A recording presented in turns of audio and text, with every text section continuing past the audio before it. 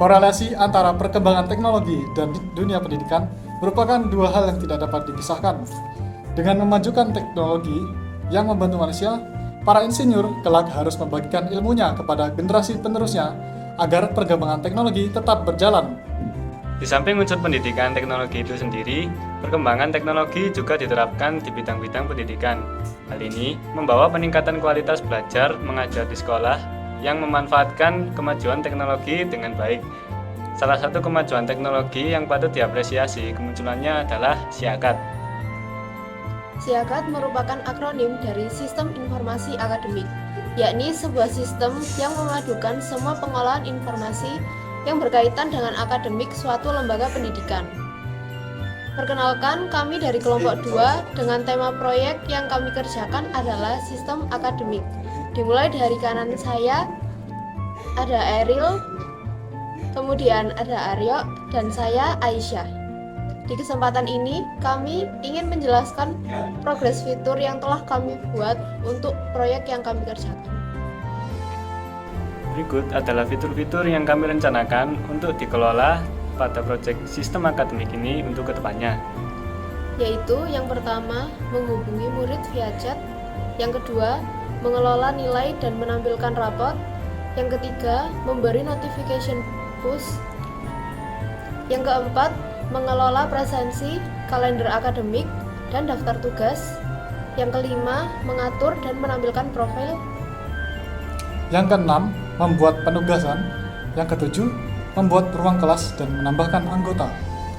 Namun, di video ini, kami akan menjelaskan tentang fitur login, input nilai, presensi, dan print nilai. Fitur login ini dimulai dengan mengimplementasikan struktur pemilihan if-else, di mana jika kondisi terpenuhi, maka akan muncul pernyataan login berhasil. Namun, jika kondisi tidak terpenuhi, akan muncul pernyataan username atau password salah.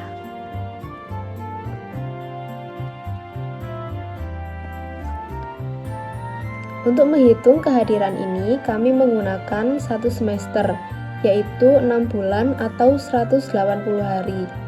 Kemudian dikurangi dengan hari libur, yaitu hari Sabtu dan Minggu. Jadi, untuk jumlah hari libur dalam 1 semester adalah 2 dikalikan 4 dikalikan 6 sama dengan 48 hari. Sehingga didapatkan maksimal jika siswa masuk 100%, yaitu 180 dikurangi 48 sama dengan 132 hari. Selain itu, kami juga menentukan minimal kehadiran untuk syarat siswa naik kelas, yaitu sebesar 70%. Sehingga, untuk menentukan apakah siswa naik kelas atau tidak, harus menghitung persentase kehadiran dari siswa terlebih dahulu.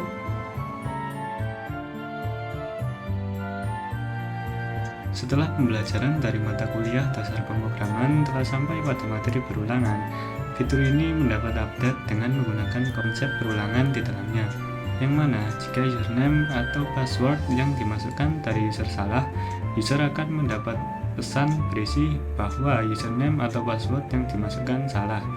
Dan sebaliknya, jika username dan password yang dimasukkan benar, maka user dapat login dan mendapat pesan berisi bahwa login telah berhasil. Dan juga ada tambahan, jika kondisi tidak memenuhi atau user salah dalam memasukkan username atau passwordnya, user akan memasukkan username dan passwordnya kembali hingga username dan password tersebut benar. Setelah diinputkan, nilai-nilai mata pelajaran dikalkulasi mengikuti mekanisme sebagai berikut.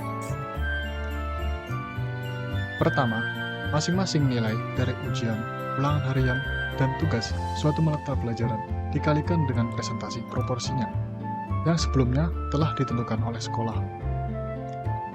Setelah itu, jumlahkan nilai-nilai tersebut. Hasil penyubahan tadi dikalikan dengan bobot mata pelajaran atau SKS yang sebelumnya telah ditentukan sekolah. semua mata pelajaran akan diberikan perlakuan yang sama. Kemudian, nilai yang didapatkan itu disimpan ke dalam variabel nilai mata pelajaran.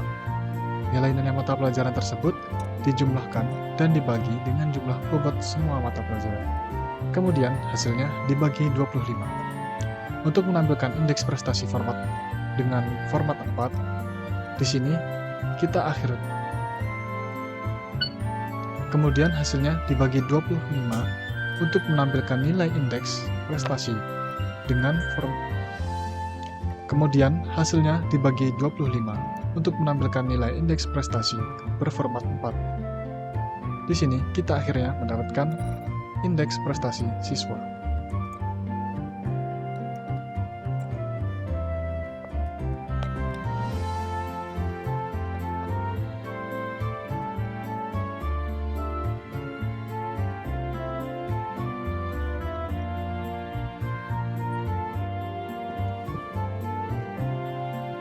Selanjutnya, fitur ini mendapat update untuk input nilai.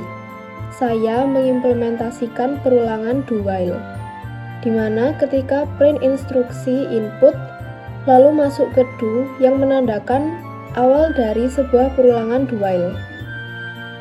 Kemudian di dalamnya terdapat if yang memeriksa apakah nilai yang dimasukkan pengguna kurang dari 0 atau lebih dari 100.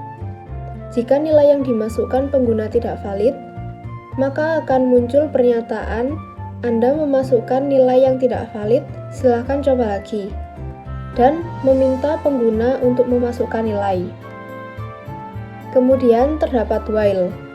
Jika nilai yang dimasukkan pengguna tidak valid, maka loop akan terus berjalan dan pengguna akan diminta untuk memasukkan ulang nilai.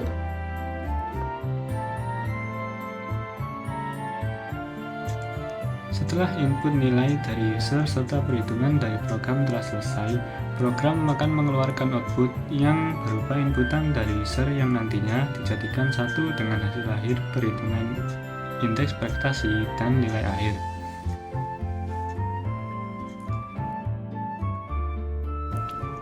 Mungkin seperti itulah kira-kira proyek yang telah kami kerjakan untuk sekarang. Untuk kedepannya, kami akan berusaha untuk memperbaiki maupun mengupgrade proyek yang kami buat agar lebih baik dari yang telah kami buat saat ini. Terima kasih telah menonton dan sampai jumpa.